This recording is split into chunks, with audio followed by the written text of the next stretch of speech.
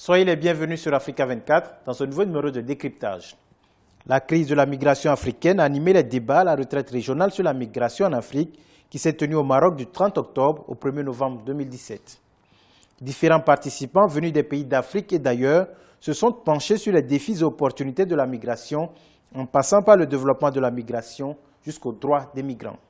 Et nous avons rencontré pour ce numéro de décryptage Mountaga Diop, juriste spécialiste du droit des enfants. Il est le président fondateur de Kirikou Association Mineurs, Migrants subsahariens et Marocains.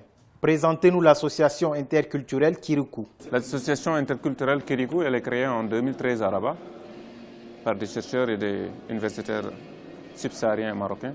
Le but, c'est de venir en aide de la population migrante, notamment la tranche la plus fragile, c'est-à-dire les enfants qui sont issus des familles migrantes, et d'autre part, qui ont pu bénéficier de la régularisation qui a été bien lancée par Sa Majesté le Roi Mohammed VI qui l'assiste.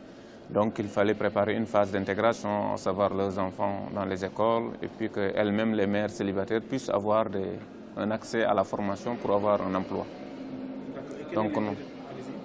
Donc notre but au niveau de l'association, nos objectifs, c'est de permettre à ces enfants qui viennent des autres pays de l'Afrique puissent avoir une bonne intégration ici en passant par l'école, et que pour certaines qui veulent faire des formations pas forcément académiques mais professionnelles, structurelles pour pouvoir chercher de l'emploi. Oui, pour Kirikou, nous on accompagne la politique de Sa Majesté depuis le début. On sensibilise, on fait des plaidoyers, on fait le travail du terrain sur l'éducation surtout des enfants, parce qu'il y a des familles qui sont là, qui veulent aller travailler mais qui n'ont pas où laisser leurs enfants. Donc nous, on s'occupe de scolariser à 0 dirham, c'est nous qui prenons les charges. Nous orientons les femmes dans des maisons où ils peuvent aller travailler comme domestiques. Nous orientons les femmes dans des centres de l'entraide nationale, des structures publiques où ils peuvent apprendre des formations qui ne sont pas tellement académiques, mais où ils peuvent apprendre la coiffure, la peinture, la couture et pouvoir au moins trouver des revenus décents à la fin du mois. Donc nous accompagnons la politique, nous sommes partie prenante des accords et des textes sur le pacte mondial et de ces travaux aujourd'hui.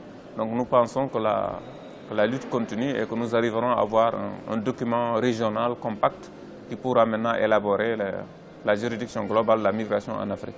Quels sont vos partenaires dans cette quête pour le bien-être du migrant au Maroc? On a le ministère des Affaires de la Migration, qui est un bailleur de fonds pour nous. On a aussi la coopération suisse, on a eu la coopération espagnole.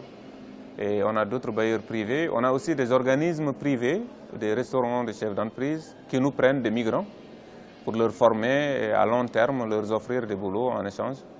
Donc il y a des donations qui viennent de partout et puis surtout des institutions publiques marocaines. Comment se passe au quotidien la vie d'un migrant au Maroc? La vie du migrant aussi au Maroc, ça a évolué un peu. Dans les années 2000, c'était très difficile parce qu'il y avait une politique un peu répressive par rapport au contrôle des frontières et que franchement la plupart venaient pour un transit.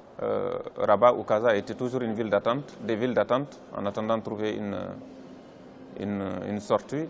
Mais aujourd'hui, avec la nouvelle politique migratoire, avec une nouvelle donne, les migrants eux-mêmes sont conscients qu'on peut réussir au Maroc. Et il y a une nouvelle densité qui vient de se créer. On pense que maintenant, il y a eu une amélioration des conditions de vie des migrants au Maroc. Le Maroc était jadis considéré comme un pays de transit, mais depuis peu est devenu un pays d'accueil.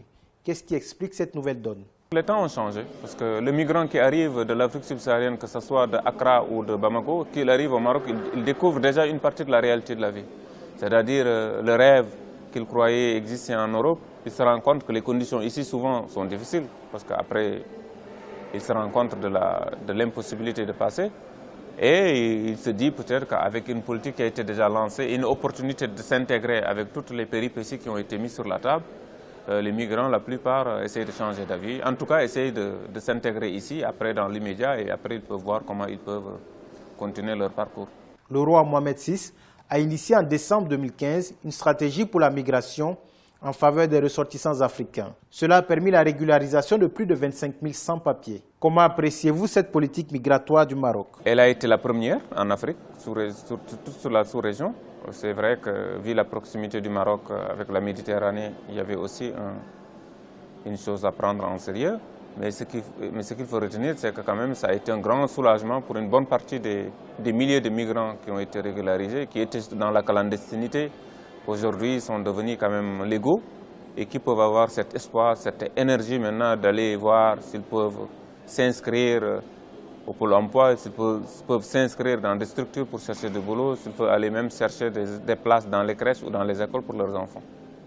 Donc on pense que c'est une très bonne dynamique que le Maroc a lancée. Le migrant, dit-on, représente une opportunité pour son pays d'origine, mais aussi celui d'accueil. Comment analysez-vous? On a beaucoup parlé ces 3 jours de ça, des ressources, des transferts, des devises, que l'espoir que créent ces migrants, que ce soit des migrants marocains ou que des migrants subsahariens, qui prennent en charge toute une famille, l'espoir qu'ils laissent derrière eux, les ressources qu'ils ramènent, les acquis, le talent. Donc tout ça, on le savait. Mais c'est les médias qui utilisaient le côté beaucoup plus politique, où on dit que voilà, c'est de l'envahissement, les politiques ont toujours surfé sur ces questions des extrémistes. Mais là, on a vu une convergence vraiment sur une opportunité de dire que la migration, c'est un aspect positif pour le terrain, pour les pays d'accueil, les pays de transit et même ceux, bien sûr, pour les pays de départ.